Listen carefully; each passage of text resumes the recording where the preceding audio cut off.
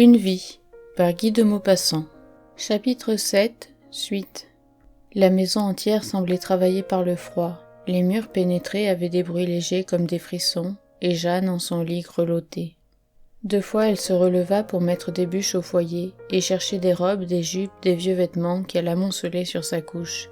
Rien ne la pouvait réchauffer, ses pieds s'engourdissaient, tandis qu'en ses mollets et qu'en ses cuisses, des vibrations couraient qui la faisaient se retourner sans cesse, s'agiter, s'énerver à l'excès. Bientôt ses dents claquèrent, ses mains tremblèrent, sa poitrine se serrait, son cœur lent battait de grands coups sourds et semblait parfois s'arrêter, et sa gorge haletait comme si l'air n'y pouvait plus entrer. Une effroyable angoisse saisit son âme en même temps que l'invincible froid l'envahissait jusqu'aux moelles. Jamais elle n'avait éprouvé cela. Elle ne s'était sentie abandonnée ainsi par la vie, prête à exhaler son dernier souffle. Elle pensa « Je vais mourir, je meurs ». Et frappée d'épouvante, elle sauta hors du lit, sonna Rosalie, attendit, sonna de nouveau, attendit encore, frémissante et glacée. La petite bonne ne venait point, elle dormait sans doute de ce dur premier sommeil que rien ne brise, et Jeanne, perdant l'esprit, s'élança pieds nus dans l'escalier. Elle monta sans bruit à tâtons, trouvant la porte, l'ouvrit, appela Rosalie, avança toujours, heurta le lit, promena ses mains dessus et reconnut qu'il était vide. Il était vide et tout froid, comme si personne n'y eût couché. Surprise, elle se dit « Comment elle est encore partie courir par un temps pareil ?» Mais comme son cœur devenu tout à coup tumultueux bondissait, l'étouffait, elle redescendit, les jambes fléchissantes, afin de réveiller Julien. Elle pénétra chez lui violemment, fouettée par cette conviction qu'elle allait mourir et par le désir de le voir avant de perdre connaissance. À la lueur du feu agonisant, elle aperçut à côté de la tête de son mari, la tête de Rosalie sur l'oreiller. Au cri qu'elle poussa, ils se dressèrent tous les deux. Elle demeura une seconde immobile dans l'effarement de cette découverte, puis elle s'enfuit, rentra dans sa chambre, et comme Julien, éperdu, avait appelé « Jeanne », une peur atroce la saisit de le voir, d'entendre sa voix, de l'écouter s'expliquer, mentir, de rencontrer son regard face à face, et elle se précipita de nouveau dans l'escalier qu'elle descendit. Elle courait maintenant dans l'obscurité au risque de rouler le long des marches, de se casser les membres sur la pierre. Elle allait devant elle, poussée par un impérieux besoin de fuir, de ne plus apprendre rien, de ne plus voir personne. Quand elle fut en bas, elle s'assit sur une marche, toujours en chemise et nu-pieds, et elle demeurait là, l'esprit perdu. Julien avait sauté du lit, s'habillait à la hâte. Elle se redressa pour se sauver de lui. Déjà il descendait aussi l'escalier, et il criait « Écoute, Jeanne !» Non, elle ne voulait pas écouter, ni se laisser toucher du bout des doigts, et elle se jeta dans la salle à manger, courant comme devant un assassin. Elle cherchait une issue, une cachette, un coin noir, un moyen de l'éviter. Elle se blottit sous la table, mais déjà il ouvrait la porte, sa lumière à la main, répétant toujours « Jeanne !» Et elle repartit comme un lièvre, s'élança dans la cuisine, en fit 2 fois le tour à la façon d'une bête acculée, et, comme il la rejoignait encore, elle ouvrit brusquement la porte du jardin et s'élança dans la campagne. Le contact glacé de la neige où ses jambes nues entraient parfois jusqu'aux genoux lui donna soudain une énergie désespérée. Elle n'avait pas froid, bien que toute découverte. Elle ne sentait plus rien tant la convulsion de son âme avait engourdi son corps, et elle courait, blanche comme la terre. Elle suivit la grande allée, traversa le bosquet, franchit le fossé et partit à travers la lande. Pas de lune, les étoiles luisaient comme une semaille de feu dans le noir du ciel, mais la plaine était claire cependant, d'une blancheur terne, d'une immobilité figée, d'un silence infini. Jeanne allait vite, sans souffler, sans savoir, sans réfléchir à rien, et soudain elle se trouva au bord de la falaise. Elle s'arrêta net par instinct et s'accroupit, vidée de toute pensée, de toute volonté. Dans le trou sombre devant elle, la mer invisible et muette exhalait l'odeur salée de ses varechs à marée basse.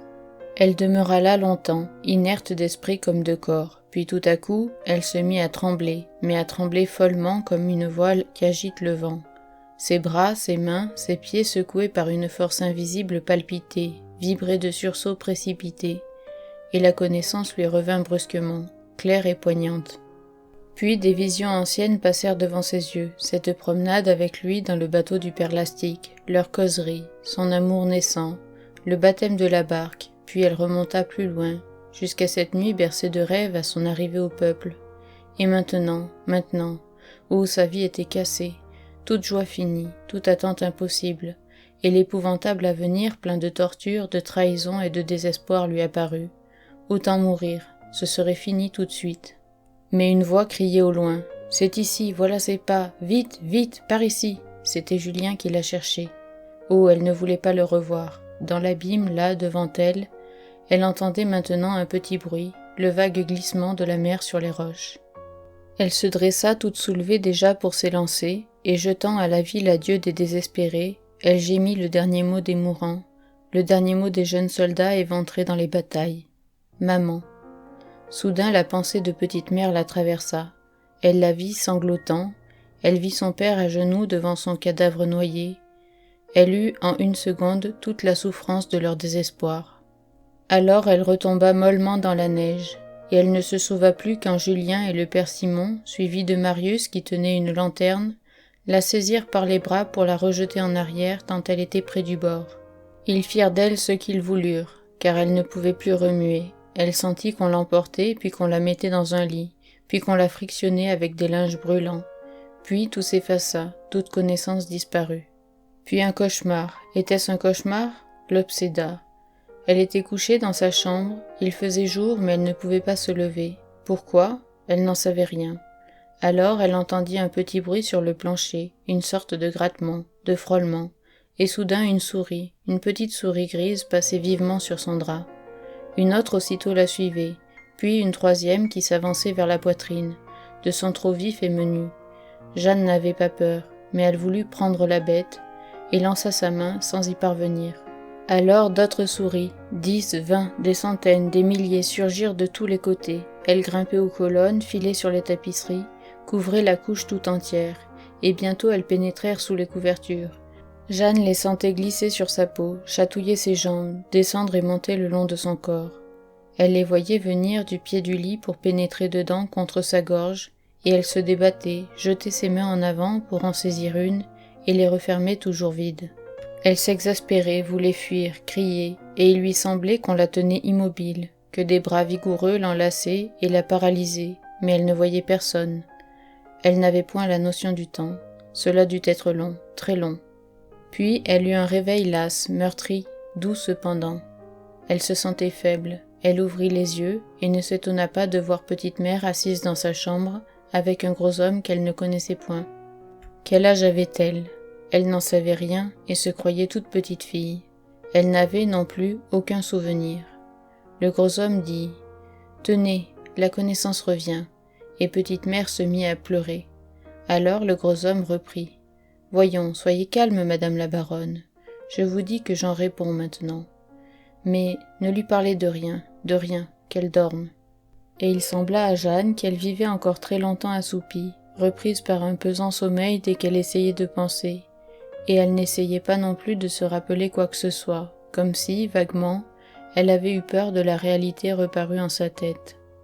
Or, une seule fois, comme elle s'éveillait, elle aperçut Julien, seul près d'elle, et brusquement tout lui revint, comme si un rideau se fût levé qui cachait sa vie passée.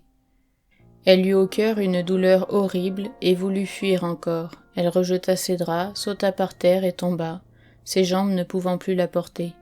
Julien s'élança vers elle, et elle se mit à hurler pour qu'il ne la touchât point.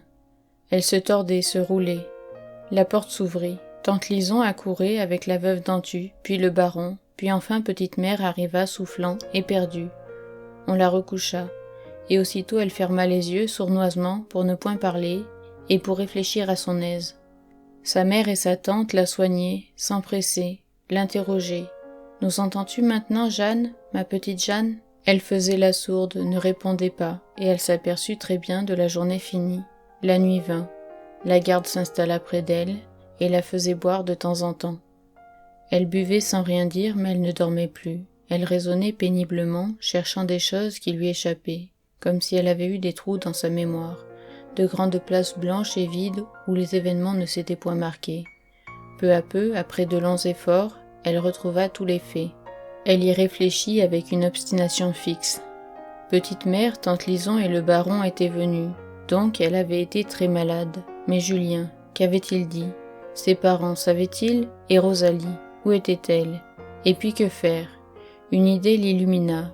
Retourner avec père et petite mère à Rouen, comme autrefois. Elle serait veuve, voilà tout. Alors elle attendit, écoutant ce qu'on disait autour d'elle, comprenant fort bien sans le laisser voir, jouissant de ce retour de raison, patiente et rusée. Le soir enfin elle se trouva seule avec la baronne, et elle appela tout bas. « Petite mère ». Sa propre voix l'étonna, lui parut changée. La baronne lui saisit les mains. « Ma fille, ma Jeanne chérie, ma fille, tu me reconnais ?»« Oui, petite mère, mais il ne faut point pleurer, nous avons à causer longtemps. Julien t'a-t-il dit pourquoi je me suis sauvée dans la neige ?»« Oui, ma mignonne, tu as eu une fièvre très dangereuse. »« Ce n'est pas ça, maman, j'ai eu la fièvre après. Mais t'a-t-il dit qui me l'a donnée, cette fièvre, et pourquoi je me suis sauvée ?»« Non, ma chérie. C'est parce que j'ai trouvé Rosalie dans son lit. » La baronne crut qu'elle délirait encore, la caressa. « Dors, ma mignonne, calme-toi, essaye de dormir. » Mais Jeanne, obstinée, reprit. « J'ai toute ma raison maintenant, petite maman. Je ne dis pas de folie comme j'ai dû en dire les jours derniers. Je me sentais malade une nuit. Alors j'ai été chercher Julien. Rosalie était couchée avec lui. J'ai perdu la tête de chagrin et je me suis sauvée dans la neige pour me jeter à la falaise. » Mais la baronne répétait. « Oui, ma mignonne, tu as été bien malade. »« Ce n'est pas ça, maman. J'ai trouvé Rosalie dans le lit de Julien, et je ne veux plus rester avec lui. Tu m'emmèneras à Rouen comme autrefois ?»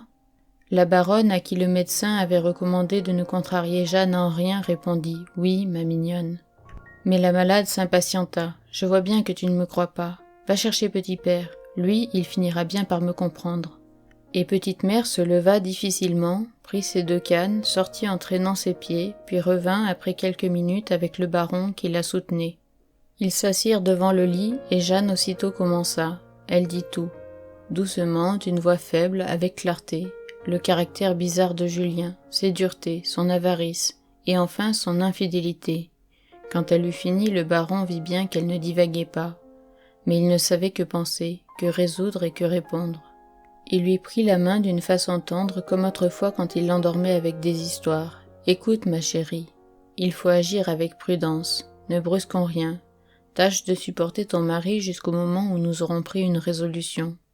Tu me le promets ?»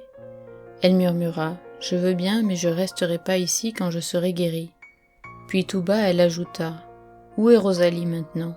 Le baron reprit « Tu ne la verras plus. » Mais elle s'obstinait. « Où est-elle ? Je veux savoir. » Alors il avoua qu'elle n'avait point quitté la maison, mais il affirma qu'elle allait partir. En sortant de chez la malade, le baron, tout chauffé par la colère, blessé dans son cœur de père, alla trouver Julien, et brusquement. « Monsieur, je viens vous demander compte de votre conduite vis-à-vis de ma fille. Vous l'avez trompée avec votre servante. Cela est doublement indigne. » Mais Julien joua l'innocent, nia avec passion, jura, prit Dieu à témoin. Quelle preuve avait-on d'ailleurs? Est-ce que Jeanne n'était pas folle? Ne venait-elle pas d'avoir une fièvre cérébrale? Ne s'était-elle pas sauvée par la neige une nuit, dans un accès de délire, au début de sa maladie? Et c'est justement au milieu de cet accès, lorsqu'elle courait presque nue par la maison, qu'elle prétendait avoir vu sa bonne dans le lit de son mari. Et il s'emportait, il menaça d'un procès, il s'indignait avec véhémence. Et le baron, confus, fit des excuses, demanda pardon, et tendit sa main loyale que Julien refusa de prendre. Je vous dis à bientôt pour une nouvelle vidéo. N'hésitez pas à vous abonner.